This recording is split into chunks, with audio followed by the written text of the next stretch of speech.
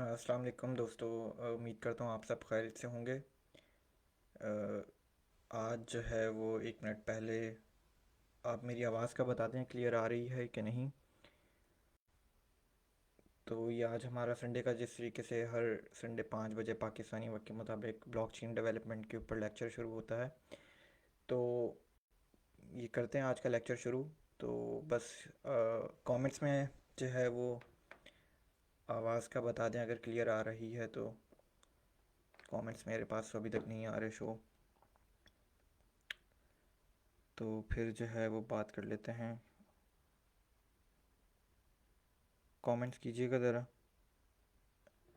आवाज़ मेरी क्लियर है सबको, या अभी तक कोई प्रॉब्लम है बैकग्राउंड में या आवाज़ कम है? तो ज़ुबैर शेरवानी थैंक यू। अगर आवाज़ क्लियर है तो ठीक है। फिर थोड़ा सा और वेट कर लेते हैं। अभी वैसे भी 2-3 मिनट हैं 2 बजने में, पाकिस्तानी वक्त के मुताबिक 5 बजने में। तो फिर शुरू करते हैं।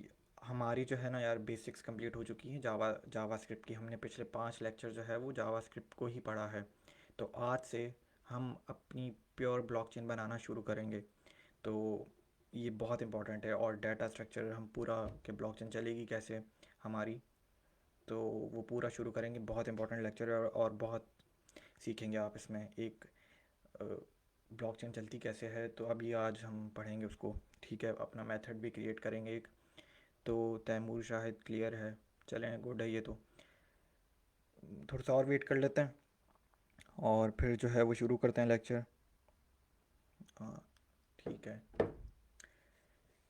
तो ये जो डॉक्यूमेंट जो मेरे सामने जो खुला हुआ है और ये जो स्क्रीन शेयर पे भी आपको नज़र आ रहा होगा, तो ये डॉक्यूमेंट वैसे अपलोड हो चुका है। ठीक है, तो गाइड्स में जाके देख लीजिएगा। और ये जो है ये डॉक्यूमेंट मैंने इसलिए अभी खोला हुआ है कि हम जब हमने बेसिक्स जितनी पढ़नी थी पढ़ ली हमने। उसमें रैंडम डाटा यूज़ किया है, रैंडम डायरेक्टरी स्ट्रक्चर था हमारा।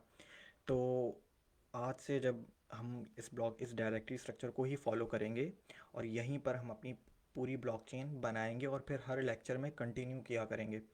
तो अब से जो हम पीछे एक करते हुए आ रहे थे, अब हमें वो नहीं करना कि रैंडम डाटा डाल दिया, रैंडम फंक्शंस के नाम रख दिए। हमें एक प्रॉपर अपनी ब्लॉकचेन बनानी है। तो ये डायरेक्टरी स्ट्रक्चर जो है ना, यहाँ पे इसके सारे स्टेप्स देख लें। यहाँ पे इस डॉक्यूमेंट के ऊपर लिखा हुआ भी है कि किस तरीके से बनाना है, किस तरीके से आप अपना डायरेक्टरी स्ट्रक्चर अपने लैपटॉप पर पीसी के ऊपर बनाएंगे। ये स्टेप्स लिखे हुए हैं, मैं अभी बनाऊंगा अभी आपके सामने। ठीक है, लेकिन ये कि इसमें स्टेप्स भी लिखे हुए हैं, मैं आपके सामने अभी बनाऊंगा। चले बनाते हैं और शुरू करते हैं कि ठीक है। सबसे पहला काम क्या करना है, डेस्कटॉप पे जाके आपने एक न्यू फोल्डर जो है वो बना लेना है। ठीक है, मैंने बनाया हुआ है, इसको रीनेम कर देते हैं ब्लॉकचेन। ठीक है, ब्लॉकचेन इस फोल्डर का मैंने नाम रख दिया है। फोल्डर को खोलेंगे। ठीक है, और इस फोल्डर में एक और फोल्डर आप बना लेंगे। बहुत आसान तरीके से ये जो है ना मैं एक्सप्लेन कर रहा हूँ। बहुत से तरीके करने के डायरेक्टरी स्ट्रक्चर बनाने के, लेकिन ये सबसे आसान तरीका है ताकि सबको जो है वो समझ में आए। ये जो फोल्डर है, मैंने एक फ़ोल्डर बनाया है डेस्कटॉप के ऊपर और उस फोल्डर के अंदर एक सब फोल्डर मैं बना रहा हूँ। ठीक है, उसका नाम हम रख देते हैं डेव। ठीक है, फ़ोल्डर मैंने 2 बना दिए। मेन फोल्डर का नाम है ब्लॉकचेन। ब्लॉकचेन के अंदर एक सब फोल्डर बनाया है डेव के नाम से। ठीक है, ये सारे स्टेप्स लिखे हुए भी हैं उस डॉक्यूमेंट के ऊपर। अब अगला काम क्या करना है, आपने अपना V S code editor open कर लेना है। ठीक है, और आपने इस फोल्डर को खोलना है अपने इस वी एस कोड एडिटर के अंदर। ठीक है, आपने ओपन फोल्डर पे जाना है और यहाँ से डेस्कटॉप पर बनाया था, तो डेस्कटॉप पे ये ब्लॉकचेन ब्लॉकचेन ब्लॉकचेन या ठीक है, तो इसको आपने सेलेक्ट कर लेना है। ठीक है, तो यार वॉइस क्लियर क्यों नहीं आ रही है? आवाज़ से फ़िलहाल, बट मैं देख लेता हूँ आवाज़। बाकी तो कह रहे हैं क्लियर है, तो देख लेता हूँ मैं फिर अपने फ़ोन पर जाकर। तो यार आवाज़ तो क्लियर है मेरे पास। ठीक है,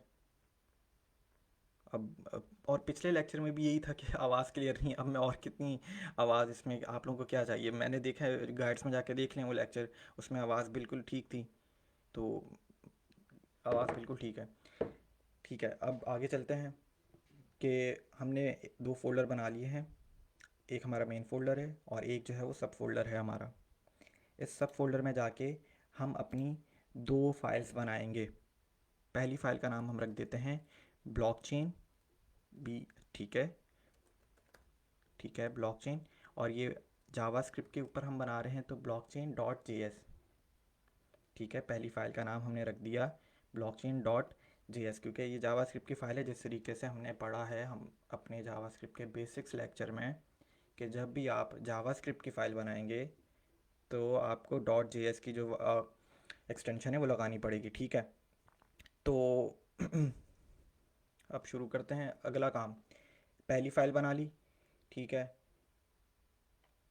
दूसरा काम क्या करना है, हमने दूसरी फाइल बना लेनी है इसी डेव के फोल्डर पे, ठीक है, टेस्ट डॉट जे एस, ठीक है। दो फाइल्स हमने बना ली हैं, एक फ़ाइल का नाम है ब्लॉकचेन, दूसरी फाइल का नाम है टेस्ट डॉट जे एस। ये दोनों जावास्क्रिप्ट की फाइल्स हैं, ठीक है। तो काम क्या किया, डायरेक्टरी स्ट्रक्चर हमारा कंप्लीट हो चुका है, तकरीबन कंप्लीट हो चुका है। एक आखिरी चीज़ रहती है हमारी करनी, ठीक है। क्या किया हमने, दो फोल्डर बनाए हैं। पहले फ़ोल्डर का नाम ब्लॉकचेन रखा है, दूसरा उसके अंदर एक सब फोल्डर बनाया था, और वो क्या नाम था, डेव, उस फोल्डर का। और उस फोल्डर में जाके हमने अपनी दो फाइल्स बनाई हैं, ब्लॉकचेन, दोनों जावास्क्रिप्ट की फाइल्स हैं, और दूसरी फाइल का नाम है टेस्ट, क्योंकि जो भी हम ब्लॉकचेन अपनी लिखेंगे कोड यहाँ पे, हम उसको टेस्ट इस फाइल में करेंगे, ठीक है। तो अब जो है वो आखिरी स्टेप डायरेक्टरी स्ट्रक्चर में क्या करेंगे, आप टर्मिनल पर जाएंगे, ठीक है। यार मैं एक मिनट इसका जो है ना, टर्मिनल पर जाके कंट्रोल प्लस, थोड़ा सा और जूम हो जाए, ठीक है।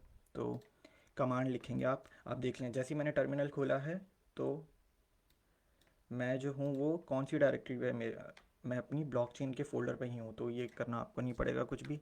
आपने बस टर्मिनल खोलना है और एक npm init की कमांड लिखनी है। ये भी क्लियर है आपको कि ये भी मैंने जो है वो दी हुई है डॉक्यूमेंट के अंदर, ठीक है। ये npm init की कमांड करती क्या है ये आपको बता देता हूँ कि भाई, ये तो पहले जो है ना ये बंद कर देते हैं, ठीक है। npm init की कमांड करती है कि ये आपके, npm क्या है, मैंने पहले लेक्चर में बताया था कि ये एक ऐसा मॉड्यूल है कि आप जिसके ज़रिए बहुत सी चीज़ें सीखते हैं। कि एक तो इसके मिलियन पैकेजेस हैं, आप अपनी डेवलपमेंट करते वक्त इस मॉड्यूल को, इन मॉड्यूल्स को इंटीग्रेट करवा सकते हैं अपने प्रोजेक्ट के ऊपर, ठीक है। तो npm init की कमांड क्या करती है कि आप भी, लेट सपोज आप भी एक पैकेज बना रहे हैं, तो कल को किसी को ये आप अपलोड कर सकते हैं, तो कल को कोई ना कोई ये पैकेज यूज़ कर सकता है, ठीक है। और भी इसके अंदर अब देखिएगा, जैसे मैंने npm init की कमांड ली तो ये आपसे कुछ मेटा डाटा पूछेगा, पैकेज का नाम क्या रखना चाहें, ब्लॉकचेन आपने कर देना है, ठीक है। वर्जन, ठीक है। डिस्क्रिप्शन क्या है, फॉर लर्निंग पर्पस, ओके, लिख देते हैं। और बिल्कुल ठीक है, टेस्ट कमांड अभी गिट की रिपॉजिटरी लिखने की ज़रूरत नहीं है, ठीक है। हमने सिर्फ एंटर करना है, ऑथर बाद में लिख देंगे, लाइसेंस, और ओके। तो ये npm init की कमांड आपकी क्या कर देगी, आपके पैकेज डॉट जेसन की फ़ाइल बना दी है। अब पैकेज डॉट जेसन की फ़ाइल क्या है, इसको अगेन बाद में एक्सप्लेन करूँगा मैं सारी चीज़ें, अभी हमारा जो काम है वो बेसिक्स पे ही रहें। Package dot JSON basically dependencies के लिए और आपके प्रोजेक्ट को मैनेज कर रही होती है, स्क्रिप्ट्स के लिए भी। और इसको एंड में तो नहीं, थोड़ी देर में आगे जाके अगले लेक्चर्स में बहुत सी चीज़ें हमें नई चीज़ें सीखने को मिलेंगी, तो फिर जो है वो हम शुरू करते हैं, इसको एक्सप्लेन करूँगा मैं। क्या कह रहे हैं, मैं कमेंट्स पढ़ लूँ थोड़े से, ठीक है। वही आवाज़ क्लियर है बिल्कुल। और भाई सेव करने के बाद प्रॉब्लम, प्रोग्राम रन नहीं कर रहा, यार स्क्रीनशॉट भेज दो, ठीक है। और हमने क्या किया, ये पैकेज डॉट जेसन फाइल बंद कर देता हूँ, एंड हमारा डायरेक्टरी स्ट्रक्चर बन चुका है। हमने दो फोल्डर बनाए हैं, फोल्डर के अंदर एक सब फोल्डर बनाया है डेव का, ठीक है। उस डेव के अंदर हमने दो फाइल्स बनाई हैं अपनी, ब्लॉकचेन डॉट जे एस और टेस्ट डॉट जे एस, ठीक है। और उसके बाद हमने अपने टर्मिनल के ऊपर जाकर npm init की कमांड लिखी है, ठीक है। तो रिपीट में बता दें यार, ये लेक्चर जो है ना ये गाइड पे अपलोड कर दूंगा, तो उसमें जाके देख लेना, ये जो भी स्टेप्स किए हैं ये सब बाद में देख लेना, तो एक एक करके बना लोगे डायरेक्टरी स्ट्रक्चर, कोई इतना मुश्किल नहीं है, ठीक है। तो अब जो है वो मैं कमेंट्स को और देख लेता हूँ। अभी जो है वो हमारा डायरेक्टरी स्ट्रक्चर बन चुका है, आगे काम शुरू करते हैं, ठीक है। तो ये एक मिनट,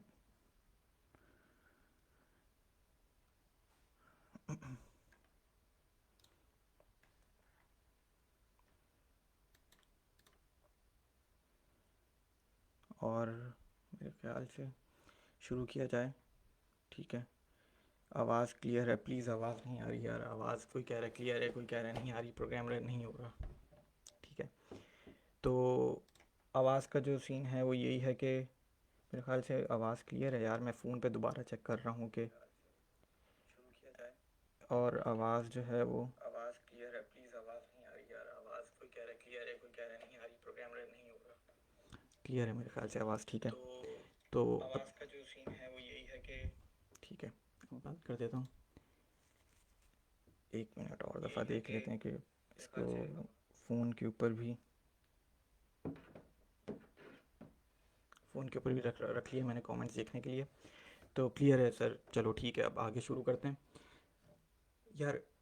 ब्लॉकचेन का डेटा स्ट्रक्चर क्यों सबसे हमने पहले पढ़ना है, क्योंकि हम अपनी ब्लॉकचेन बनाएंगे, पूरे उसके अंदर मेथड्स लिखेंगे कि एक ब्लॉकचेन के अंदर सबसे पहला method, let suppose new block mine कैसे होता है, न्यू ब्लॉक बनता कैसे है, नई ट्रांजैक्शन कैसे अपलोड की जाती है, कैसे क्रिएट की जाती है, ठीक है। और हैश क्या होता है, हैश ब्लॉक का हैश कैसे करेंगे हम, ये सारे मेथड्स हम अपने ब्लॉकचेन डेटा स्ट्रक्चर के अंदर बनाएंगे एक एक करके, ठीक है। और इसीलिए मैंने आपको अपने लास्ट लेक्चर्स में जावा स्क्रिप्ट के बेसिक्स लेक्चर में क्या पढ़ाया था, आपको कंस्ट्रक्टर फंक्शंस पढ़ाए थे, ठीक है। हमने ऑब्जेक्ट्स पढ़े थे, हमने फंक्शंस भी पढ़े थे, ठीक है। ताकि मैंने वही चीज़ें पढ़ाई जो हमें आगे जाके जो है वो क्योंकि जब हम अपनी ब्लॉकचेन डाटा स्ट्रक्चर बनाएंगे तो हम उसे यूज़ करेंगे, ठीक है। तो मैंने इसलिए वो बेसिक्स में वो ज़्यादा चीज़ें पढ़ाई। अब शुरू करते हैं। कंस्ट्रक्टर फंक्शन क्या था वो लास्ट टाइम बता चुका हूँ, उसके ऊपर 2 लेक्चर हैं, ठीक है। बनता कैसे था कंस्ट्रक्ट, अब देखो डाटा स्ट्रक्चर जो है ना ब्लॉकचेन का, वो हम कंस्ट्रक्टर फंक्शन से ही बनाएंगे, ठीक है। कंस्ट्रक्टर फंक्शंस के अंदर प्रॉपर्टीज़ होती थी, मेथड्स होते थे, ठीक है। प्रॉपर्टीज़ ऐड करवानी हो, मेथड्स ऐड करवाने हो कंस्ट्रक्टर फंक्शन के अंदर, तो कैसे करते थे, प्रोटोटाइप ऑब्जेक्ट प्रॉपर्टी के ज़रिए। ऑब्जेक्ट प्रोटोटाइप भी लास्ट लेक्चर में पढ़ाया गया, ठीक है। और आवाज़ क्लियर है, प्लीज़ गाइड में अपलोड कर दें, ये लेक्चर करूँगा यार ये, ठीक है, जैसे ही लेक्चर ख़त्म होगा, ठीक है। और चलो भाई अब शुरू करते हैं। पहला जो है वो कंस्ट्रक्टर फंक्शन बनाने लगा हूँ, फंक्शन का मैंने नाम लिख दिया है, ठीक है। और मेरे ख्याल से जूम को थोड़ा सा जो है ना इसको आउट कर लेते हैं, और इसकी फाइल्स में जाके, प्रेफरेंसेस में जाके, सेटिंग्स में जाके इसका फ़ॉन्ट साइज़ जो है वो थोड़ा 26 कर लेते हैं, ठीक है। तो मेरे ख्याल से ठीक है अब। सही है, फ़ोन के ऊपर भी सही नज़र आ रहा है। तो देखो मैंने क्या किया, मैंने फ़ंक्शन, भाई जावास्क्रिप्ट में फ़ंक्शन अगर डिफ़ाइन करना हो, चाहे वो कंस्ट्रक्टर फंक्शन हो, चाहे वो एक नॉर्मल फंक्शन हो, कौन सा कीवर्ड यूज़ करते थे, फंक्शन का कीवर्ड यूज़ करते थे, ठीक है। ये कंस्ट्रक्टर फंक्शन है, मैं कंस्ट्रक्टर फंक्शन बनाने जा रहा हूँ। अपनी कंस्ट्रक्टर फंक्शन का नाम मैं क्या रखूँगा, ब्लॉकचेन। अब नाम भी हमने ऐसे नहीं रखने हैं कि हम उस वक्त कोई भी नाम रख लेते थे जब हम सीख रहे थे बेसिक्स अपनी, ठीक है। तो मैंने नाम रखा है कंस्ट्रक्टर फंक्शन का ब्लॉकचेन। और और अब बाद में हम लास्ट टाइम जो हम क्या कर रहे थे कि पैरामीटर्स भी दे देते थे कि अपने फंक्शन को, अपने कंस्ट्रक्टर फंक्शंस को। अभी ऐसा कुछ नहीं कर रहे अभी हम। अब मैं आगे लेके चल रहा हूँ, अगली कमांड क्या है, फंक्शन कंस्ट्रक्टर फंक्शन के अंदर अगला जो चीज़ करने जा रहा हूँ वो ये मैंने क्या चीज़ की है ये बता देता हूँ। देखिए मैंने आपको एरेज जो है वो नहीं पढ़ाए हैं जावास्क्रिप्ट के अंदर, मैंने ऑब्जेक्ट्स पढ़ाए हैं, ठीक है। एरे भी एक, एरे क्या चीज़ है, अब एरे क्या करता है, एक से ज़्यादा डाटा जो है वो स्टोर करता है, एक ऐसा सिंगल वेरिएबल जिसके अंदर आप एक से ज़्यादा डाटा स्टोर करवा सकते हो। वेरिएबल क्या होता था, वेरिएबल ये लिखते थे कुछ भी नाम रख दो, ठीक है, x इज इक्वल टू उसमें 5, ठीक है, ये एक ही वैल्यू स्टोर करवा रहा है। एरे क्या होती है, मल्टीपल वैल्यू स्टोर करवाने के लिए यूज़ किया जाता है एरे को। तो अब एरे की अगर मैं एक एग्जांपल आपको दे दूं तो वो यही है कि लेट सपोज मैंने एक वेरिएबल बनाया, ठीक है, उसका नाम रख दिया मैंने कार्स। और यार देखो वेरिएबल एरेज मैंने इसलिए भी नहीं पढ़ा है, कुछ ऐसी बेसिक चीज़ें हैं जो मैं लिंक दे दूंगा, वो आपको खुद जाके बहुत से ऑनलाइन ट्यूटोरियल्स हैं, बहुत से ऑनलाइन आर्टिकल्स हैं, साइट्स हैं जहाँ से आप सीख सकते हैं। आपने इतनी जावास्क्रिप्ट तो पढ़ ली कि आपको चीज़ें अब समझ में आने लगेंगी। एरे क्या चीज़ है, मल्टीपल डाटा स्टोर करवाता है। मैंने अब ये भी बताया था कि मल्टीपल डाटा स्टोर करवाने के लिए ऑब्जेक्ट्स यूज़ करते हैं हम, लेकिन there is a difference between arrays and object, के हमें कब जो है वो ऑब्जेक्ट्स यूज़ करने चाहिए और कब जो है वो एरे यूज़ करने चाहिए। ऑब्जेक्ट बेसिकली क्या चीज़ है, ऑब्जेक्ट जो है ना आपके कोड के अंदर एक चीज़ को रिप्रेजेंट कर रहा होता है। अब वो चीज़ क्या हो सकती है, एक पर्सन, ठीक है, जिस तरह हमने स्टूडेंट का एक ऑब्जेक्ट बनाते थे कंस्ट्रक्टर फंक्शंस के ज़रिए। वो क्या करता था, स्टूडेंट का फर्स्ट नेम लास्ट नेम और दोनों का गेट ईमेल भी हमने बनाया था, मुझे याद नहीं हमने क्या किया था लास्ट लेक्चर में, ठीक है। पर्सन हो सकता है वो, ठीक है, ऑब्जेक्ट। एक कार हो सकती है, कार की मॉडल नंबर, इंजन, उसका अगर मेथड की बात की जाए तो उसका चलना, उसका रुकना, ठीक है। तो ये ऑब्जेक्ट होते थे। एरे जो है ना चीज़ आपको, ठीक है, ये एरे भी मल्टीपल डाटा स्टोर करवाती है, लेकिन एरे हम उस वक्त यूज़ करते हैं जब हमें एक ऑर्डर्ड कलेक्शंस का जो है वो हमें स्टोर करवाना हो, कि ताकि हम फिर उसको इंडेक्स के ज़रिए जो है वो फैच कर लें डाटा को। लेकिन एरेस के अंदर जो है वो हम प्रॉपर्टीज़ तो चलें छोड़ दें, मेथड्स हम ऐड नहीं कर सकते हैं। तो ये और चीज़ें मैं बता रहा हूँ, लेकिन सिर्फ इसलिए क्योंकि आपको एरे समझ में आ जाए। एरे क्या होता है, सिर्फ सिंपल बात ये याद रखें, एक ही वेरिएबल के अंदर आप मल्टीपल डाटा स्टोर करवा सकते हैं, ठीक है।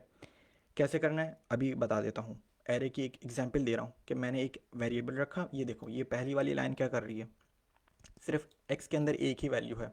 अगर मल्टीपल डाटा x के अंदर ही स्टोर करवाना है, लेट सपोज x के अंदर ही स्टोर करवाना है, तो मैं कैसे करवाऊँगा, मैं एक एरे बनाऊँगा। एरे हमेशा कैसे बनती है, स्क्वायर ब्रैकेट्स लगाने पड़ेंगे, और उसके अंदर मैं, ठीक है, कोई भी गाड़ी का नाम, पहली आ गई, ठीक है, फिर वॉल्वो आ गई। अब आपके ऊपर है, टोयोटा रखें, कुछ भी रखें, तो दो वैल्यूज़ आ चुकी हैं, दोनों की दोनों स्ट्रिंग्स आई हैं, तीसरी भी मैं स्ट्रिंग ही लिख रहा हूँ, ठीक है।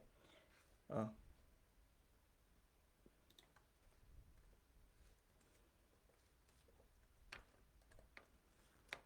ठीक है, तो तीन वैल्यूज़ आ गई। एरे क्या कर रहा है, मल्टीपल डाटा स्टोर करवा रहा है। इसके अंदर सिर्फ आप स्ट्रिंग, देखें ये भी पढ़ाया हुआ है आपके बेसिक लेक्चर में कि डाटा टाइप्स भी कौन कौन सी होती हैं।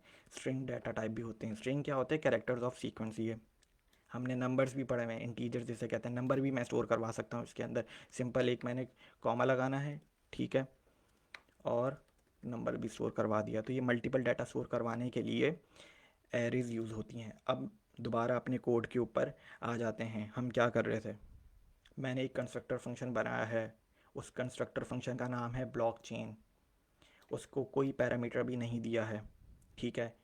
उसके अंदर मैंने दिस, अब दिस कीवर्ड क्या करता है, बहुत दफ़ा एक्सप्लेन कर चुका हूँ मैं अपने प्रीवियस लेक्चर्स के अंदर, ठीक है। दिस डॉट चेन क्या कर रहा है, इसके अंदर मैंने एक एम्प्टी एरे बनाया है। ये बताऊँ क्या करेगा, आप हमारी ब्लॉकचेन के अंदर जितने भी ब्लॉक क्रिएट होंगे वो इस एरे में जाके स्टोर होंगे। एरे मैंने क्या बताया अभी, कि एरे मल्टीपल डाटा को स्टोर करवाने के लिए यूज़ किया जाता है। तो मल्टीपल डाटा को स्टोर करवाने के लिए एरे अगर यूज़ कर रहे हैं, तो मल्टीपल डाटा में हमारे पास क्या होगा, हमारा एक ब्लॉक, जिस तरीके से बिटकॉइन का ब्लॉक 8 to 10 मिनट्स के बाद माइन होकर ब्लॉकचेन के अंदर ऐड हो जाता है, तो हमारी ब्लॉकचेन के अंदर भी जो ब्लॉक ऐड होगा, ठीक है, 10 मिनट के बाद, तो वो भी इसी ही एम्प्टी एरे के अंदर, मतलब पहले एक ब्लॉक था, 10 मिनट के बाद एक और ब्लॉक क्रिएट हुआ, तो वो भी इस एरे में जाके स्टोर हो जाएगा। तो यही कहना चाह रहा हूँ कि this is where our blockchain will be store, ठीक है। मतलब कि हम जितने भी न्यू माइन ब्लॉक्स करेंगे वो स्टोर इस जगह पर आएंगे। माइन ब्लॉक मतलब कि जो माइन होने के बाद, ठीक है। कंस्ट्रक्टर फंक्शन के अंदर पहली प्रॉपर्टी मैंने लिख दी है, दिस डॉट चेन, और वो एक एम्प्टी एरे है।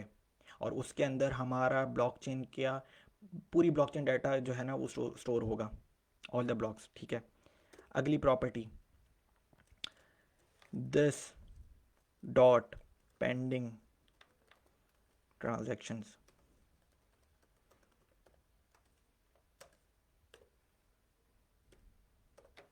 ये क्या चीज़ कर रही है, मैंने अपने कंस्ट्रक्टर फंक्शन का नाम रखा है ब्लॉकचेन, ठीक है, फिर उसके अंदर मैंने लिखा दिस डॉट चेन, और अब मैंने अपनी एक दूसरी प्रॉपर्टी बताई है, वो ये कर रही है कि जितनी भी पेंडिंग ट्रांजैक्शंस होंगी, जिस तरीके से मैंने अभी बताया कि 10 मिनट के बाद ब्लॉक क्रिएट होता है बिटकॉइन का, तो उस 10 मिनट के वक्फे के अंदर जितनी भी ट्रांजैक्शंस होनी होती ना, वो सब इस एरे में जाके बैठेंगी, इस एरे में जाके स्टोर होंगी।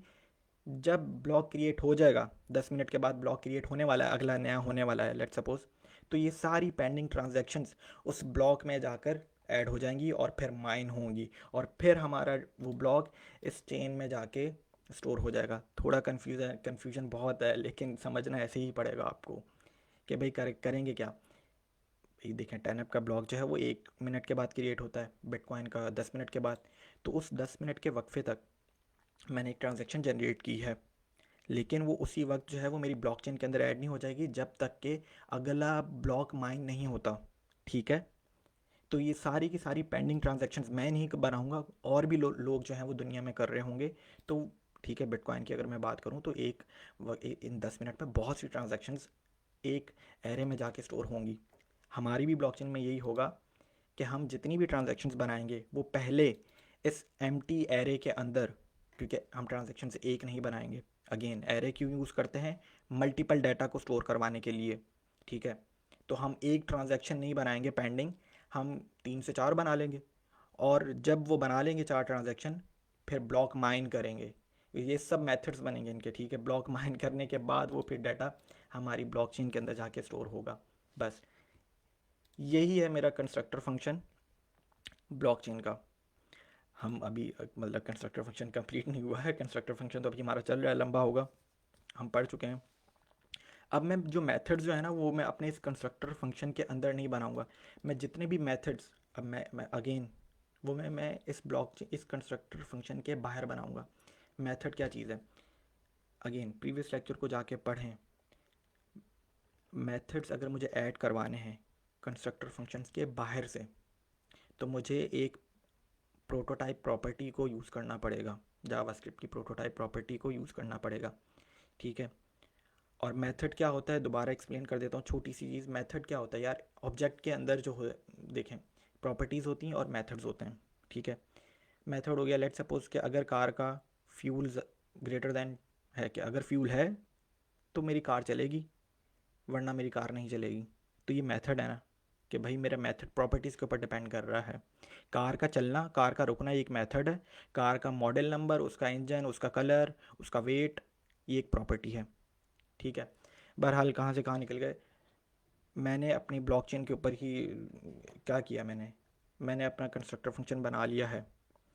उस कंस्ट्रक्टर फंक्शन के अंदर 2 प्रॉपर्टीज़ हैं, और वो क्या कर रही हैं कि भाई हम मेरी पूरी की पूरी ब्लॉकचेन, पूरा का पूरा ब्लॉकचेन का डाटा वो इस एरे में जाके स्टोर होगा, और मेरी सारी की सारी पेंडिंग ट्रांजैक्शंस इस एरे में जाके स्टोर होंगी, और फिर जाके ये अगले ब्लॉक में जाके माइन होंगी, और फिर जब वो ब्लॉक माइन हो जाएगा तो वो इस एरे में जाके स्टोर हो जाएगा। बहुत कन्फ्यूजन है मुझे पता है, लेकिन अभी तो शुरू किया है, सारी चीज़ें क्लियर होंगी आहिस्ता आहिस्ता। ठीक है, तो अब मैंने अपना कंस्ट्रक्टर फंक्शन के बाद अब अपने ही कंस्ट्रक्टर फंक्शन के अंदर, ये जो मेरा कंस्ट्रक्टर फंक्शन बन चुका है, इसी के अंदर मैं एक नया मेथड क्रिएट करवाऊँगा। ठीक है, और अगर आपको पता है कि भाई अगर मुझे बाहर से कोई प्रॉपर्टी, अपने मतलब कंस्ट्रक्टर फंक्शन के बाहर से कोई प्रॉपर्टी या कोई मेथड ऐड करवाना है, तो मैं ऑब्जेक्ट प्रोटोटाइप प्रॉपर्टी को यूज़ करूँगा। कैसे यूज़ करते थे ये सब हम पढ़ चुके हैं लास्ट लेक्चर में, बेसिक्स में। कैसे करते थे कि आप अपने कंस्ट्रक्टर फंक्शन को पहले कॉल करते थे। कंस्ट्रक्टर फंक्शन का नाम क्या है मेरे ऊपर, ब्लॉकचेन। ठीक है, तो ब्लॉकचेन को कॉल कर लिया, डॉट ऑपरेटर लगाया। ठीक है, और अब क्या करना है, प्रोटोटाइप प्रॉपर्टी को कॉल करना है। ठीक है भाई, कर दिया, डॉट ऑपरेटर लगाया। मैं एक मेथड क्रिएट करवाने जा रहा हूँ और उस मेथड का नाम क्या है, क्रिएट न्यू ब्लॉक। ठीक है, create new block. Okay, method है तो फंक्शन है वो ऑब्वियसली। ठीक है, और उस फंक्शन के को अब मैं क्या दूंगा, पैरामीटर्स दूंगा कुछ ना कुछ। ठीक है, पहला पैरामीटर जो मैं देने जा रहा हूँ वो है नॉन्स। अगेन नॉन्स क्या चीज़ है, क्या चीज़ है सब बताएंगे अभी, बहुत अभी तो हमारा ब्लॉकचेन शुरू हुई है। ठीक है, सारी चीज़ें पढ़ेंगे। नॉन्स, नॉन्स क्या चीज़ है बताता हूँ। नॉन्स बेसिकली यार प्रूफ ऑफ वर्क से ना, जब हम प्रूफ ऑफ वर्क एल्गोरिथम चलाएंगे तो प्रूफ ऑफ वर्क से ना हमें एक नंबर मिलता है। नॉन्स, नॉन्स एक बेसिकली एक नंबर ही है जो आपको एक लेजिटिमेट ब्लॉक कि हाँ ये आपने ही माइन किया है। ठीक है, तो नॉन्स के ऊपर अभी बहुत बात करेंगे इसके ऊपर। तो नॉन्स एक बेसिकली एक नंबर है जो आपको प्रूफ ऑफ वर्क से मिलेगा, प्रूफ ऑफ वर्क करने के बाद मिलेगा। प्रूफ ऑफ वर्क का भी हम मेथड बनाएंगे और करेंगे अपना प्रूफ ऑफ वर्क, और फिर वो देखिएगा किस तरीके से वो प्रूफ ऑफ वर्क हमें ये नॉन्स रिटर्न करता है कि हाँ भाई ये लेजिटिमेट ब्लॉक है। ठीक है, तो नॉन्स हम मतलब एक न्यू ब्लॉक क्रिएट करने के लिए ना, ये देखें, ये क्रिएट न्यू ब्लॉक करने के लिए मैं अपने फंक्शन के अंदर 3 पैरामीटर्स लिखने जा रहा हूँ। पहला पैरामीटर मैंने लिख दिया है नॉन्स। अगला पैरामीटर क्या है, प्रीवियस ब्लॉक हैश। ठीक है, उसके बाद मेरा आखिरी पैरामीटर क्या है, हैश। थोड़ा सा कन्फ्यूजन लग रहा होगा लेकिन समझना पड़ेगा। अब मैंने नॉन्स तो जो है वो बताया है। नॉन्स क्या है, हमें प्रूफ ऑफ वर्क से एक नंबर मिलेगा यार, ये हम अभी सारा करेंगे। ठीक है, पढ़ना ही यही है। प्रीवियस ब्लॉक हैश, ये क्यों इंपॉर्टेंट है यार, न्यू ब्लॉक क्रिएट करने के लिए ना हमें प्रीवियस ब्लॉक का हैश बहुत इंपॉर्टेंट है। क्योंकि देखो ब्लॉकचेन क्या चीज़ है, इम्यूटेबल लेजर है, कि वो लेजर ऐसा खाता जो चेंज नहीं किया जा सकता। तो मुझे नया ब्लॉक क्रिएट करने के लिए ना मेरे पास पिछले ब्लॉक का हैश लाजमी होना चाहिए। अगर देखो, क्योंकि होगा क्या कि जब मैं एक नया ब्लॉक क्रिएट करूँगा, ठीक है, इससे इससे अगला वाला ब्लॉक क्रिएट करता हूँ लेट सपोज, तो एक अगले वाले ब्लॉक के पास इस पीछे वाले ब्लॉक का हैश होगा। तो अगर मैं अगले वाले ब्लॉक के अंदर डाटा को चेंज करना चाहूँ तो उसका हैश डिफरेंट आएगा। आप डाटा चेंज, क्योंकि डाटा तो चेंज कर लिया आपने लेट सपोज, लेकिन हैश डिफरेंट आ गया क्योंकि प्रीवियस ब्लॉक हैश आपके पास नहीं। यार ये मैं एक चीज़ें इस तरीके से समझाने की कोशिश करूँगा कि जब हम करेंगे तो ये सब हमें समझ में आएगा, क्योंकि हमारे न्यू ब्लॉक के अंदर प्रीवियस ब्लॉक का हैश होना, हैश का जो होना है वो बहुत लाजमी है, वो वैलिडेशन के लिए। क्योंकि एक चेन है, अगर मैं एक ब्लॉक के अंदर कुछ भी चेंज करने जाऊँगा, ठीक है चलो मैंने ट्रांजैक्शन तो उस ब्लॉक की चेंज कर दी, लेकिन मुझे मेरा उस ब्लॉक का हैश डिफरेंट आ जाएगा क्योंकि प्रीवियस ब्लॉक हैश मैच नहीं कर रहा होगा उसके साथ। ठीक है, मतलब कि ये अगर ये मेरे पास पिक्चर्स होती ना तो मैं आपको बहुत अच्छे तरीके से समझाता कि आपने अगर एक ब्लॉक का भी हैश चेंज किया ना तो सारे ब्लॉक का हैश, ब्लॉक चेन ही मतलब वो कहेगा कि भाई कैसे आपने पिछले 10 ब्लॉक में से लेट सपोज 7वें वाले ब्लॉक का मैंने हैश चेंज कर दिया, उस 7वें वाले ब्लॉक का जो हैश था वो 8वें वाले के पास था, तो 8वें वाले कहेगा, 8वां ब्लॉक कहेगा कि भाई तुमने कैसे चेंज कर दिया पीछे 7वें वाले ब्लॉक का हैश, वो तो मेरे पास ये आया था कुछ कुछ दिनों पहले जब ये ब्लॉक क्रिएट हुआ था। तो ये सब हम चीज़ें सीखेंगे। ठीक है, तो नॉन्स क्या था, नॉन्स एक नंबर है, प्रूफ ऑफ वर्क से मिलेगा। जब हम प्रूफ ऑफ वर्क का मेथड बनाएंगे तो हमें नॉन्स मिल जाएगा। प्रीवियस ब्लॉक हैश पिछले वाले ब्लॉक का हैश है। हैश क्या होता है इसके ऊपर पूरी बात करेंगे। कौन सा एल्गोरिथम लगाएंगे हम, SHA-256 एल्गोरिथम यूज़ करेंगे, हैशिंग एल्गोरिथम। उसके बाद इस ब्लॉक का हैश है, ये जो अगला जो है ना ये चीज़, इसे मैं करंट ब्लॉक हैश कह रहा हूँ। ठीक है, तो अच्छा मैंने किया क्या है, मैंने कंस्ट्रक्टर फंक्शन बनाया है और उसके बाद मैंने क्या कर लिया है, प्रोटोटाइप प्रॉपर्टी के ज़रिए एक मेथड ऐड करवा दिया है। मैं थोड़े से कमेंट्स भी देख लूँ, डाटा डिस्टर्ब हो जाएगा। एक्सप्लेन हैश, यार हैश क्या होता है कि आपने कुछ भी डाटा दिया, ठीक है, आपने उसके ऊपर एल्गोरिथम लगाया तो उसने एक आर्बिट्री आपको ना एक रैंडम से सीक्वेंस ऑफ कैरेक्टर्स दे दिए। देखते हैं अभी हैश बनाता हूँ, अभी करेंगे ना सारा ये चीज़ इसी वीडियो लेक्चर में। हैश एक रैंडम हैश जो है ना खुद ही लिखूँगा। तो क्या कर रहे थे हम, हमने एक मेथड बनाया है ऑब्जेक्ट प्रोटोटाइप प्रॉपर्टी को यूज़ करते हुए, और उस मेथड के अंदर 3 पैरामीटर्स हैं, नॉन्स, प्रीवियस ब्लॉक हैश और हैश। ठीक है, अब इस मेथड के अंदर जब मैं इस मेथड को कॉल करूँगा तो इस मेथड के अंदर मैं एक ऑब्जेक्ट बना रहा हूँ। अब बहुत इंपॉर्टेंट है ये चीज़, मतलब ये जो ऑब्जेक्ट जो बनाने जा रहा हूँ मैं, ये होगा क्या, ये होगा असल ब्लॉकचेन के अंदर एक ब्लॉक जिसके अंदर डिफरेंट डाटा होता है। ठीक है, तो अभी जो मेथड तो मैंने बना लिया कि क्रिएट न्यू ब्लॉक, जब मैं इस मेथड को कॉल करूँगा तो मेथड जब कॉल होगा तो करेगा क्या। ठीक है, फंक्शन जब होता है ना, फंक्शन आपने नाम लिख दिया, फंक्शन करेगा क्या, फंक्शन करेगा क्या बताता हूँ। फंक्शन क्या करेगा, फंक्शन हमारे एक ब्लॉक का डाटा रिटर्न करेगा, एक एक्चुअल ब्लॉक का डाटा।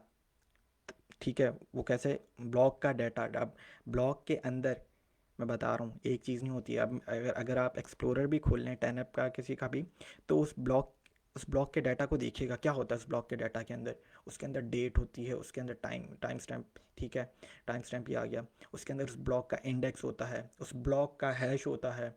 ठीक है, वो ये सब चीज़ें होती हैं। तो बहरहाल एक मेथड बनाया है, वो मेथड रिटर्न क्या करवाएगा, मेरा एक ब्लॉक रिटर्न करवाएगा जो हम क्रिएट करवाएंगे। जब जब ये इस मेथड को कॉल करूँगा ये एक ब्लॉक रिटर्न कराएगा।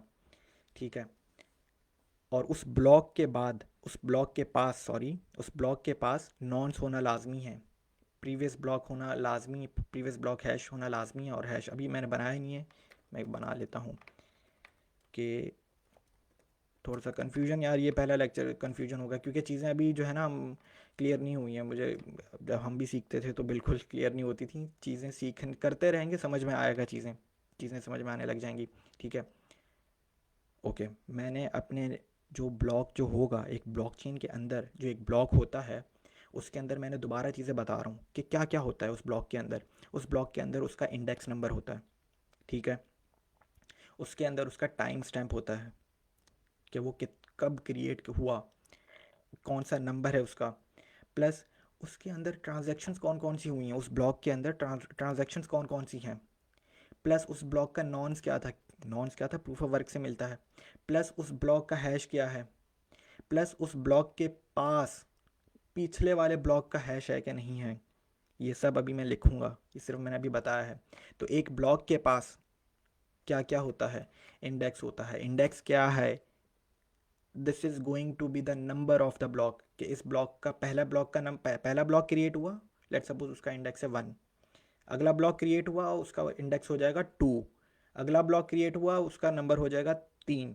ठीक है, तो एक्सप्लोरर पे जाके देखें भी अभी 10 ऐप का क्या चल रहा है, ब्लॉक नंबर बिटकॉइन का क्या चल रहा है। ठीक है, तो थोड़े से ओके। अच्छा, इंडेक्स अब मैं करने क्या जा रहा हूँ, दिस डॉट चेन मैंने कॉल किया है अपनी प्रॉपर्टी को, दिस डॉट चेन को, क्योंकि भाई ये जो कंस्ट्रक्टर फंक्शन है और ये जो मेथड है, ये मेथड ये इसी कंस्ट्रक्टर फंक्शन का हिस्सा है। तो इसलिए मैंने दिस डॉट चेन आगे एक डॉट ऑपरेटर लगा के जावास्क्रिप्ट के लेंथ के प्रॉपर्टी को कॉल किया है और +1 के भाई, सॉरी +1। ठीक है, जब भी एक ब्लॉक क्रिएट हो तो उसके इंडेक्स के अंदर +1 का इजाफा हो जाएगा। भाई जैसे ही एक ब्लॉक क्रिएट होगा तो पहले वाले ब्लॉक का अगर इंडेक्स नंबर 1 है तो अगला +1 होकर 2 हो जाएगा, 2 के अंदर +1 होकर 3 हो जाएगा। ठीक है, ये डॉट लेंथ प्रॉपर्टी है ऑब्जेक्ट जावास्क्रिप्ट के अंदर। चलो जी, पहले एक ब्लॉक के अंदर ब्लॉक का नंबर तो होता है जो कि हमने लिख लिया है।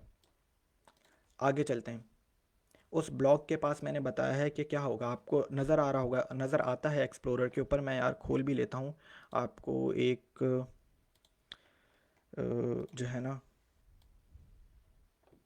एग्जांपल दे देता हूँ कि भाई मैं करना ब्लॉक के पास क्या क्या होता है। एक्सप्लोरर खोल लेते हैं 10 ऐप का ही। ठीक है, तो नज़र आ रही है यार ये स्क्रीन, मेरे ख्याल से आ जाएगी। तो ये देखो, एक ब्लॉक का ये देखो, ये ब्लॉक नंबर आ रहा है। ठीक है, प्लस जो ब्लॉक क्रिएट हुआ है उसका हैश आ रहा है, रेसिपेंट्स को छोड़ दें, अमाउंट आ रही है, और ये देखें टाइम स्टेप कि कब ये ब्लॉक क्रिएट हुआ है। ठीक है, तो देखो क्या है, ब्लॉक नंबर आया है, हैश आया है, रेसिपेंट्स को छोड़ देते हैं, अमाउंट को भी छोड़ देते हैं, कितने टी पे जनरेट हुए हैं, प्लस टाइम स्टैम्प। और भी ब्लॉक के अंदर बहुत सारा डाटा होता है जो आपको अभी फ्रंट एंड के ऊपर शो नहीं हो रहा है। बहरहाल मैं आपको सिर्फ ये दिखाना चाहता था कि ठीक है, ओके। मैंने क्या किया है, मैंने ये किया है कि भाई मेरे ब्लॉक के पास ब्लॉक का नंबर तो आ गया, और वो हर जैसे ही एक ब्लॉक क्रिएट होगा अगला, तो उसके अंदर +1 हो जाएगा उसके इंडेक्स की प्रॉपर्टी के अंदर। ये एक ऑब्जेक्ट है यार, ठीक है, ये तो समझ में आ रहा है ना कि ये एक ऑब्जेक्ट है। जब ये मेथड कॉल होगा तो ये ऑब्जेक्ट कॉल होगा, ये ऑब्जेक्ट रिटर्न होगा। रिटर्न भी करवाते हैं, सब्र कर जाओ। और ये ऑब्जेक्ट का नाम क्या है, न्यू ब्लॉक। कि हर ब्लॉक, जो भी ब्लॉकचेन के अंदर एक ब्लॉक होगा, उसके पास कौन कौन सी प्रॉपर्टीज़ होनी चाहिए, उसका ब्लॉक नंबर होना चाहिए, जो हमने एक प्रॉपर्टी लिख ली है। अगली प्रॉपर्टी के पास चलते हैं। ब्लॉक कब क्रिएट हुआ, कब क्रिएट हुआ मतलब टाइम स्टैम्प, ठीक है, टाइम स्टैम्प। दोबारा ऑब्जेक्ट एक जावास्क्रिप्ट के मेथड को कॉल करूँगा, बिल्टन मेथड है जावास्क्रिप्ट के अंदर। डेट को अगर कॉल करनी हो, आज का वक्त जो हो रहा है, तो उसका बिल्टन ऑब्जेक्ट है डेट, लिख देंगे डॉट नाउ। ये मेथड है एक जावास्क्रिप्ट का, आपको कुछ भी नहीं करना, ठीक है।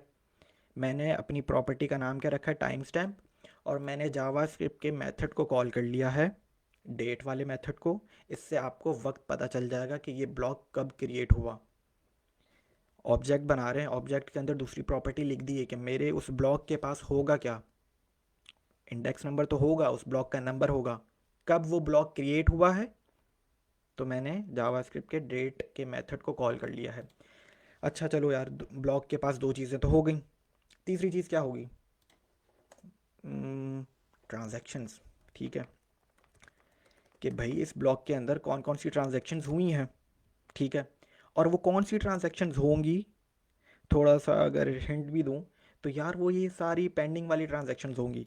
क्योंकि जब ये ब्लॉक क्रिएट होगा, होने जा रहा होगा, लेट सपोज माइनर इसे माइन करने जा रहे हैं, माइनर क्या करेंगे इस ब्लॉक के अंदर, कौन कौन भाई 10 मिनट के बाद एक ब्लॉक क्रिएट होने वाला है, ठीक है। तो जितनी भी पेंडिंग ट्रांजैक्शंस होंगी ना, वो सारी इस ब्लॉक के पास आ जाएंगी, और फिर माइनर इसे माइन करते हैं, और फिर ब्लॉकचेन के अंदर, हमारे चेन के अंदर ये ब्लॉक ऐड हो जाएगा। तो इस ब्लॉक के पास तो ट्रांजैक्शंस होना तो लाजमी है, और वो कौन सी ट्रांजैक्शंस होंगी, जो पिछले 10 मिनट से वेट कर रही थी, हम जैसे यूज़र्स ने क्रिएट करके रखी हुई थी, ठीक है। तो दिस डॉट पेंडिंग ट्रांजैक्शंस, क्योंकि भाई ये देखो, ये मैंने बनाई हुई है कि जो अभी देखो, पेंडिंग ट्रांजैक्शन तो अभी कुछ बनाई नहीं है, क्योंकि इसका तो मेथड बनाएंगे हम अभी आगे जाके, ठीक है। कि ट्रांजैक्शन बनती कैसे, इसका तो एक अलग मेथड है, वो अभी अभी हम आगे जाके करेंगे। लेकिन जो भी पेंडिंग ट्रांजैक्शन होगी, ट्रांजैक्शन होंगी, होनी चाहिए ट्रांजैक्शंस, ठीक है, क्योंकि एक से ज़्यादा होगी, सॉरी, ठीक है। तो पेंडिंग ट्रांजैक्शंस, जो भी पेंडिंग ट्रांजैक्शन होगी वो इस ब्लॉक में आ जाए, और जब मैं इस मेथड को कॉल करूँगा तो ऑब्वियसली ये ऑब्जेक्ट रिटर्न होगा, मतलब ये ब्लॉक क्रिएट होने की, बिल्कुल ब्लॉक, ये मेथड जब कॉल करूँगा तो ब्लॉक ही क्रिएट होगा। लेकिन अभी तो चीज़ें नहीं है ना हमारे पास, नॉन्स नहीं है, प्रीवियस ब्लॉक नहीं है, प्रीवियस ब्लॉक का हैश नहीं है, और इस ब्लॉक का भी हैश नहीं है। लेकिन आज भी हम एक ब्लॉक क्रिएट करेंगे, फिक्र ना करें, डमी डाटा लेकर, ठीक है। डमी नॉन्स ले लेंगे, डमी जो है वो हैश ले लेंगे, और डमी जो है वो मतलब इस प्रीवियस ब्लॉक हैश ले लेंगे। तो करेंगे, आज भी हम एक ब्लॉक क्रिएट करेंगे, और अपनी देखिएगा हमारी चेन के अंदर ब्लॉक ऐड भी होगा, करेंगे भी। बहरहाल एक ब्लॉक के पास ब्लॉक का नंबर आ गया, एक ब्लॉक के पास कब ये ब्लॉक क्रिएट हुआ है, ठीक है, उसका वक्त आ जाएगा, टाइम स्टैम्प जिसे कहते हैं। उस ब्लॉक में कौन कौन सी ट्रांजैक्शन थी वो आ गई, प्लस उस ब्लॉक के पास नॉन्स भी होना चाहिए, जो हमने ऊपर बताया है नॉन्स क्या है। क्योंकि भाई वो वैलिड ब्लॉक होना चाहिए, वो वैलिड ब्लॉक कब होगा, जब उसके पास प्रूफ ऑफ वर्क माइनर्स करेंगे, तो प्रूफ ऑफ वर्क से एक नॉन्स नंबर आपको मिलता है, वो नॉन्स यही बता रहा होता है कि हाँ ये वैलिड ब्लॉक है। तो अगर ये भी वैलिड ब्लॉक होना चाहिए, तो इसके पास नॉन्स भी होना चाहिए, और नॉन्स कहाँ से मिलेगा, वही जो प्रॉपर्टी यहाँ पे जो डिक्लेयर की है अभी, ठीक है। यहाँ से जो भी नॉन्स होगा वो उठकर यहाँ पर आ जाएगा। तो इस ऑब्जेक्ट का जो नॉन्स है, इस ऑब्जेक्ट का नाम है न्यू ब्लॉक। इस ऑब्जेक्ट का जो नॉन्स है वो यहाँ वाले नॉन्स है, ठीक है, दोनों सेम ही है। नॉन जब आप एक दफ़ा जनरेट कर लेंगे प्रूफ ऑफ वर्क से, तो वही वाला नॉन्स इस ब्लॉक के प्रॉपर्टी के अंदर भी है, ठीक है, कि इस ब्लॉक का नॉन्स क्या था। प्लस इस ब्लॉक के पास मैंने बताया, इस ब्लॉक के पास क्या होना चाहिए, प्रीवियस ब्लॉक का हैश भी होना चाहिए, तभी तो ये एक वैलिड ब्लॉकचेन की चेन बनती है। कि भाई लेट सपोज कोई 5 ब्लॉक की ब्लॉकचेन है और 5वें वाले ब्लॉकचेन के पास चौथे वाले ब्लॉकचेन का हैश है कोई, ठीक है। तो अगर किसी ने जाके चौथे वाले ब्लॉकचेन का हैश चेंज करने की कोशिश की तो 5वां वाला ब्लॉक कह देगा भाई नहीं कर सकते, मेरे पास तो चौथे वाले ब्लॉक का हैश ये था। अब कोई बाहर से कोई बंदा आया है और उसने हैश जो है वो चेंज किया है, तो 5वां वाला ब्लॉक कहेगा ये ब्लॉकचेन वैलिड नहीं रही है, किसी ने कोई अटैम्प्ट किया है इसको, एर ब्लॉकचेन के लेजर को चेंज करने की कोशिश की है। तो एक ब्लॉक के पास, हर ब्लॉक के पास पीछे वाले ब्लॉक का हैश होता है, ठीक है। मैं लिख लेता हूँ, प्रीवियस ब्लॉक हैश वही जो हमारा फंक्शन का पैरामीटर है, ठीक है। प्रीवियस ब्लॉक हैश भी प्रीवियस ब्लॉक हैश के बराबर है, प्लस एक और चीज़ भी होनी चाहिए इस ब्लॉक के पास, भाई इस ब्लॉक के पास इसका अपना हैश भी तो होना चाहिए। इसका अपना हैश होगा तो अगले वाले ब्लॉक का ये प्रीवियस, अगले वाले ब्लॉक के लिए ये इसका प्रीवियस हैश का काम करेगा। समझ में आ रही हैं चीज़ें, कि भाई इस ब्लॉक के पास जब हैश होगा तब ही तो अगले वाले ब्लॉक के लिए ये वाला ब्लॉक का हैश प्रीवियस ब्लॉक हैश का काम करेगा। यार ये सारी चीज़ें इसको बार बार लेक्चर को देखिएगा और कंप्लीट करेंगे, अभी तो बहुत लंबा डाटा स्ट्रक्चर चलेगा, फिर हम एपीआई बनाएंगे अपनी ब्लॉकचेन के लिए और फिर हम अपनी ब्लॉकचेन को एक्सेस करेंगे उन एपीआईज़ के ज़रिए। बहुत लंबा काम चलने वाला है, इसको समझिएगा ज़रूर कि भाई इस ब्लॉक का हैश होना लाजमी है, तभी अगले वाले ब्लॉक के लिए ये वाला ब्लॉक का हैश प्रीवियस ब्लॉक हैश के लिए काम करेगा, as a previous block hash के तरीके के ऊपर काम करेगा, ठीक है। तो इस ब्लॉक का जो हैश है वो भी हैशिंग कैसे करेंगे, निकालेंगे हम तो SHA-256 एल्गोरिथम लगाएंगे।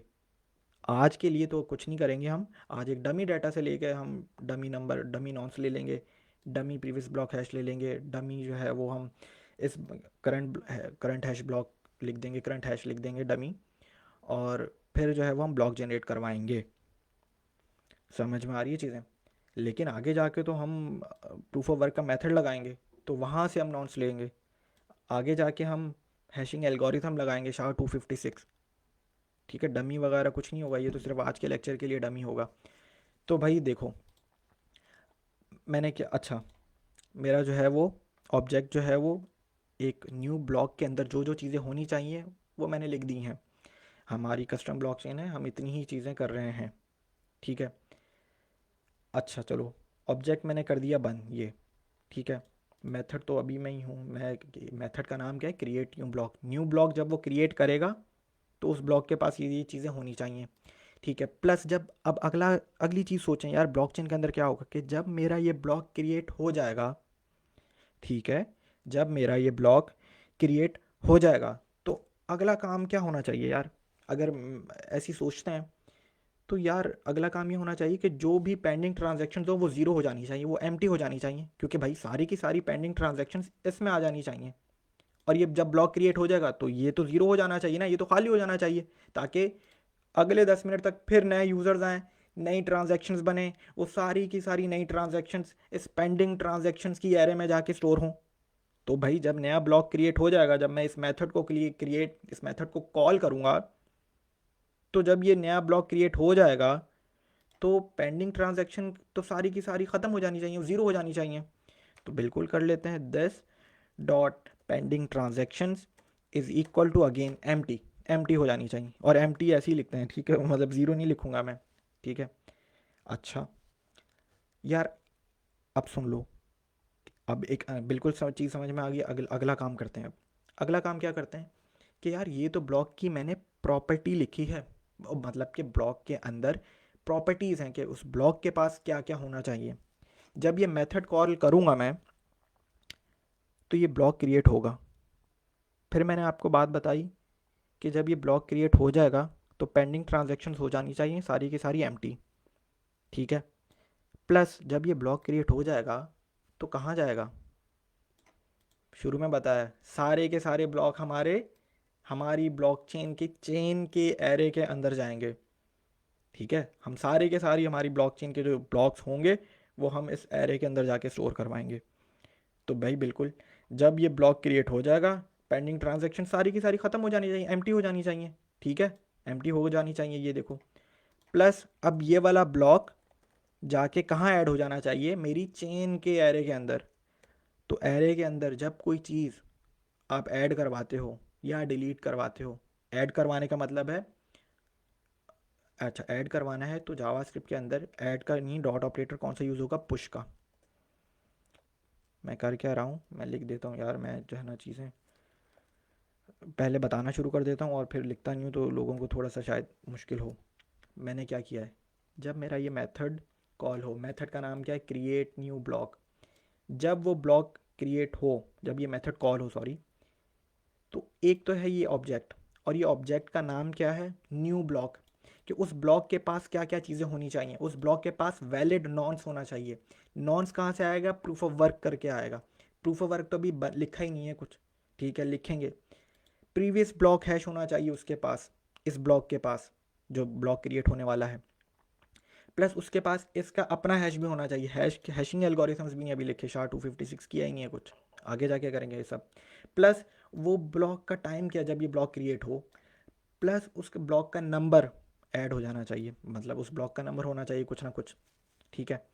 बहरहाल जब ये ब्लॉक क्रिएट हो जाए तो फिर क्या हो, जितनी भी पेंडिंग ट्रांजेक्शन्स हैं वो सारी की सारी इस ट्रांजेक्शन्स में जब आ जाएंगी तो अब तो ये एम्प्टी हो जाना चाहिए, ज़ीरो हो जाना चाहिए, और एम्प्टी ऐसे ही लिख करते हैं, ठीक है। प्लस जब ये ब्लॉक क्रिएट हो जाए तो मेरी चेन के एरे के अंदर जाके ये पुश हो जाना चाहिए। पुश का मतलब है ऐड, पुश का मतलब है ऐड हो जाना चाहिए। और प्लस अब अपने ऑब्जेक्ट को रिटर्न करवा लेते हैं, ठीक है। रिटर्न क्या चीज़ है, ये सारी चीज़ें पिछले लेक्चर्स में हमने बताई हुई हैं। तो हमने क्या किया यार, हमने एक कंस्ट्रक्टर फंक्शन जो है वो बनाया है, ठीक है। कंस्ट्रक्टर फंक्शन के बाद हमने अपने ही कंस्ट्रक्टर फंक्शन के अंदर एक मेथड ऐड करवाया है।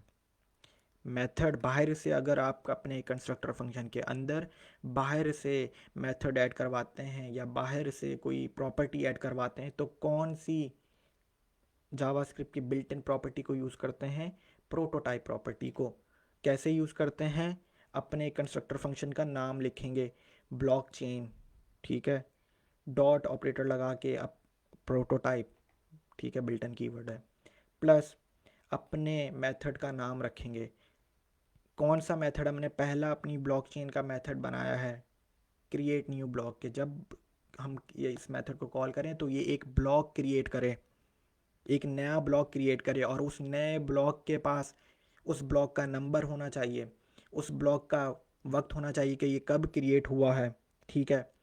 प्लस उसके इस ब्लॉक में कौन कौन सी ट्रांजैक्शंस हैं जो पिछले 10 मिनट से 8 मिनट से 1 मिनट से इंतज़ार में थी। प्लस इस ब्लॉक के पास नॉन्स होना चाहिए। नॉन्स कहाँ से आएगा, प्रूफ ऑफ वर्क से आएगा। नॉन्स एक बेसिकली एक नंबर है। प्रूफ ऑफ वर्क जब हम करेंगे तो देखेंगे नॉन्स कैसे मिलता है, सब देखेंगे। प्लस इस ब्लॉक के पास प्रीवियस ब्लॉक हैश होना चाहिए, बता चुका हूँ क्यों ज़रूरी है हैश, प्रीवियस ब्लॉक का हैश। प्लस इस ब्लॉक के पास ही अपना हैश होना चाहिए, तभी अगले ब्लॉक के लिए इसका अपना हैश उस अगले वाले ब्लॉक के लिए प्रीवियस ब्लॉक हैश का काम करेगा। तो जब ये ब्लॉक, ठीक है, हो जाए तो हमारी पेंडिंग ट्रांजैक्शंस एम्प्टी हो जानी चाहिए और ये ब्लॉक क्रिएट ऐड हो जाना चाहिए हमारी चेन के एरे के अंदर, ठीक है। अभी इस मेथड को टेस्ट भी करेंगे।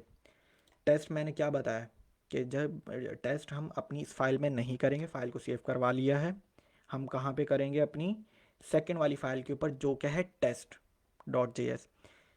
यार एक जावास्क्रिप्ट के अंदर, ठीक है बिल्कुल, मैं काम इस फाइल के अंदर कर रहा हूँ लेकिन मैं टेस्ट अपने इस काम को दूसरी फाइल में कर रहा हूँ, करने जा रहा हूँ। तो मैं एक चीज़ करूँगा, वो ये है कि मैं यहाँ से अपने इस काम को, अपने इस कंस्ट्रक्टर फंक्शन को, क्योंकि कॉल तो मैं कंस्ट्रक्टर फंक्शन को अपनी इस फाइल में करूँगा ना, तो मैं यहाँ से इसको एक्सपोर्ट करूँगा और वहाँ जाके इंपोर्ट करूँगा, ठीक है। तो मतलब ये कोई ऐसा, ऐसी कोई मुश्किल चीज़ नहीं है। मैं क्या कर रहा हूँ, मैंने जो है वो अपने इस कंस्ट्रक्टर फंक्शन को यहाँ से एक्सपोर्ट किया ताकि मैं दूसरी फाइल में कॉल कर सकूँ, ठीक है, रिक्वायर कर सकूँ। तभी मैं जाके दूसरी फाइल में जाके टेस्ट करूँगा, इस फाइल को हम छेड़ेंगे नहीं, ठीक है।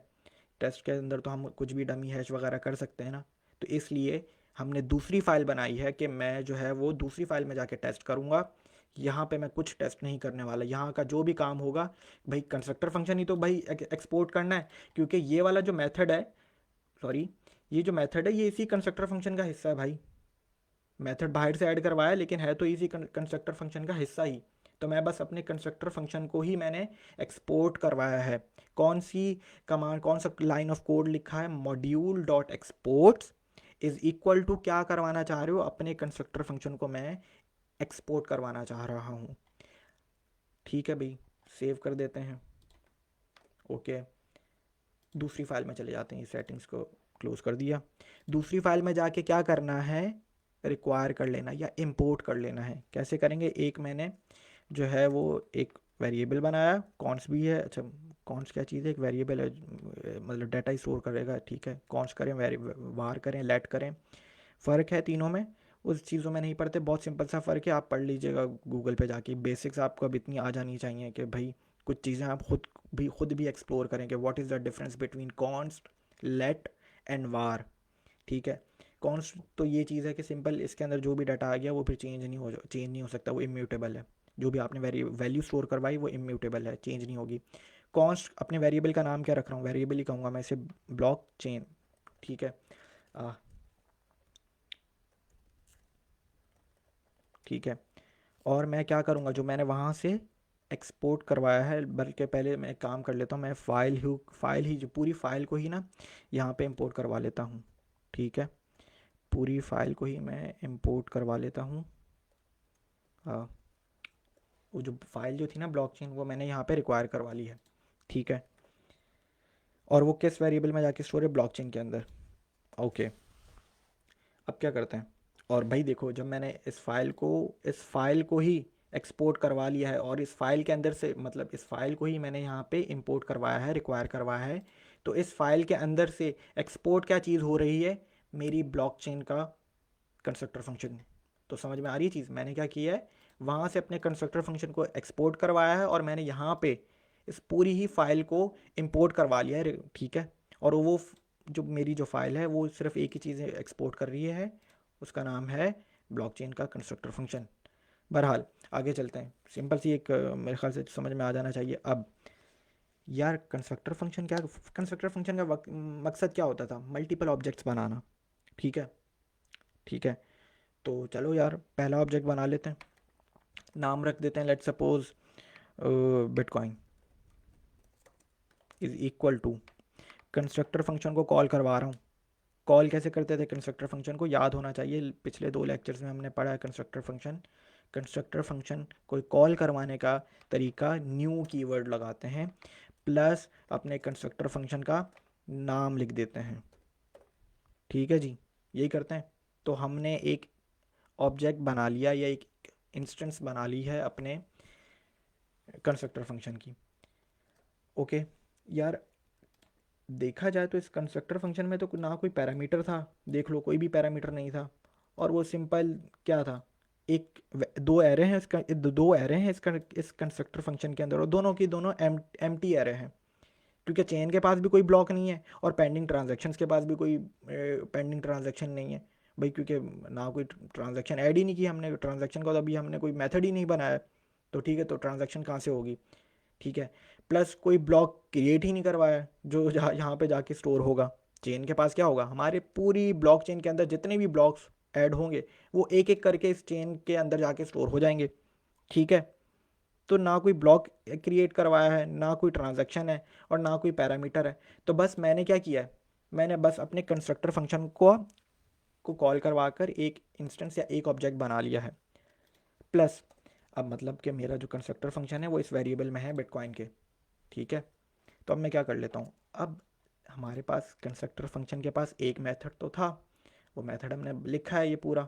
ठीक है, वो मेथड क्या करता था, क्या रहा है, वो एक नया ब्लॉक क्रिएट करेगा। ओके, तो अब मेरा जो कंस्ट्रक्टर फंक्शन है ना, वो मैंने कॉल करवा के इस वेरिएबल के पास है। ठीक है, तो इसी वेरिएबल को ही अब मैं कॉल करूँगा, बिटकॉइन डॉट, कौन सा मेथड है, जो अभी तक एक हमारे कंस्ट्रक्टर फंक्शन के पास एक ही मेथड बनाया है, और उसका नाम क्या है, क्रिएट न्यू ब्लॉक। ठीक है, ओके जी, क्रिएट न्यू ब्लॉक कर दिया है। ठीक है, ठीक है। और ओके, तो आपने क्या किया है कि हमारा एक ही मेथड था, ठीक है, एक ही मेथड पर आपने क्या कर लिया है, उससे कॉल करवा लिया है, ठीक है। ओके, वो मेथड के पास कौन कौन से पैरामीटर्स हैं, देख लो। उस मेथड के पास तीन पैरामीटर्स हैं। उस मेथड का एक फंक्शन है और उस फंक्शन के पास तीन पैरामीटर्स हैं। नॉन्स, नॉन्स एक नंबर है, मैंने बताया प्रूफ ऑफ वर्क से आएगा। लेकिन यार अभी तो हम डमी डाटा यूज़ कर सकते हैं, ताकि एक ब्लॉक क्रिएट करके तो देखें।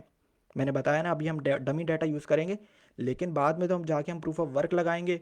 और प्रूफ ऑफ वर्क लगाने के बाद जो है वो हम मतलब कि हमारे पास एक एक्चुअल एक रियल नॉन्स होगा, रियल हैश होगा हमारे पास, फिर हैशिंग एल्गोरिथम्स भी लगाएंगे।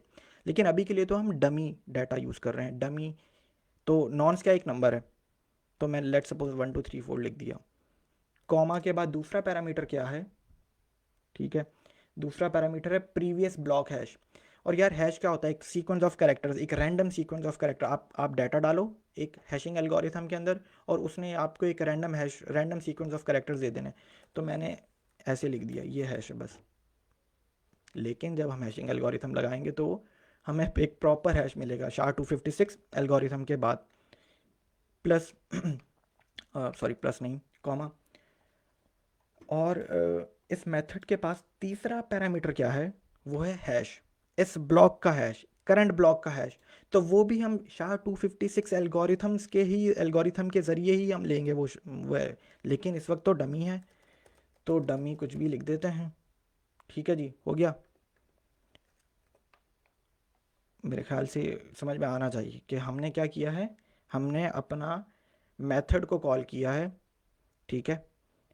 मेथड का नाम क्या था, क्रिएट न्यू ब्लॉक। और अच्छा, अब जो है वो हम कर लेते हैं कि मेथड को कॉल कर लिया है, उसके पैरामीटर्स भी हमने डमी डाटा यूज़ कर लिया है। आउटपुट देखने के लिए क्या करते हैं, console डॉट लॉग, और कहाँ पे वैल्यू स्टोर है, बिटकॉइन पे, ठीक है। तो बिटकॉइन को लिख दिया, कंट्रोल एस कर लेते हैं, ठीक है। फाइल को रन करने के लिए कौन सी कमांड थी, पहली बात तो यार ये देख लो कि तुम फाइल की डायरेक्टरी में भी हो क्या नहीं। अभी मैं ब्लॉकचेन में हूँ और ये मेरी फाइल कहाँ पड़ी हुई है, डेव के फोल्डर में। तो मुझे जाना पड़ेगा इस डेव के फोल्डर तक, ठीक है। और इसको थोड़ा सा टर्मिनल को अब जूम कर लेते हैं, ठीक है, थोड़ा सा इसको ऐसे और जूम, ठीक है, ताकि क्योंकि मोबाइल व्यू के ऊपर मैं देख रहा था लोगों को शिकायत थी कि यार स्क्रीन बहुत छोटी नज़र आती है। तो पहली बात तो ये कि ये मेरी जो फाइल पड़ी हुई है, ये कहाँ पड़ी हुई है, टेस्ट की फाइल, ये पड़ी हुई है डेव के फोल्डर में। और जो डेव का फोल्डर है, मैं तो अभी ब्लॉकचेन के फोल्डर में हूँ, तो मैं जाऊँगा कैसे, cd dev लिख दूंगा, चले गया मैं। फाइल को रन करने के लिए नोड टेस्ट डॉट JS, तो भाई देख लो हमारा ब्लॉक क्रिएट हो गया है। और उस ब्लॉक ने क्रिएट होने के बाद वो कहाँ पे गया है, वो चेन के ही फोल्डर में गया है। और पेंडिंग ट्रांजेक्शन भी ख़त्म हो गई हैं, देखो एक्सप्लेन करता हूँ। देखो, मैंने एक ही बार अपना जो है वो ये अपने मेथड को कॉल किया है। मेथड में डमी नॉन्स रखा है, डमी प्रीवियस ब्लॉक का हैश रखा है, और डमी ही करंट ब्लॉक का हैश रखा है। और ये मेथड क्या था, अगर यहाँ पे जाके देखूँ मैं, तो अब तो बहुत ही, लेकिन छोड़ो, अभी मैं बताता हूँ, दोबारा से एक्सप्लेन करता हूँ। तो जैसे ही मैंने मेथड कॉल किया ना, तो मेरा एक नया ब्लॉक क्रिएट हो गया। उस ब्लॉक का नंबर क्या है, 1। अभी मैं एक और ब्लॉक क्रिएट करता हूँ, तुम लोग देखना, उस ब्लॉक का नंबर हो जाएगा 2। और टाइम स्टैम्प, वक्त, ये वक्त क्या, अच्छा ये है ना, ईपॉक कन्वर्टर है, ईपॉक टाइम है, यूनिक्स टाइम है। तो मैं अगर आपको इसको कॉपी कर लूँ ना, तो यार ये इसी वक्त की डेट बता रहा है मुझे।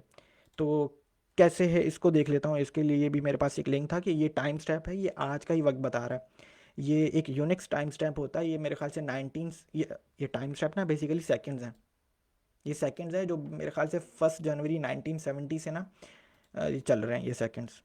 तो मेरे पास एक लिंक है, मैं इसको लेके जाके ना अभी आप लोगों से एक चीज़ शेयर करता हूँ। इसी टाइम स्टैम्प को ना आज की डेट देख लेते हैं, तो देख लेते हैं। और अभी टाइम क्या हो रहा है, तकरीबन जो मैंने कॉपी कर लिया शायद टाइम अपना, सॉरी नहीं किया। हमारा डाटा क्या था, ये हमारा टाइम स्टैम्प क्या था, ये था। कंट्रोल सी किया, कंट्रोल वी कर दिया, कन्वर्ट करेंगे तो देख लो उसने हमें टाइम बता दिया। और ये एपोक, ये जो यूनिक्स टाइम स्टैम्प है, ये सिंस 1 जनवरी 1970 से सेकंड्स हैं। ठीक है, सेकंड्स में टाइम आ रहा है। तो देख लो हमारा ब्लॉक कुछ 12 बजकर यहाँ के वक्त के मुताबिक, नहीं 14, यहाँ का यहाँ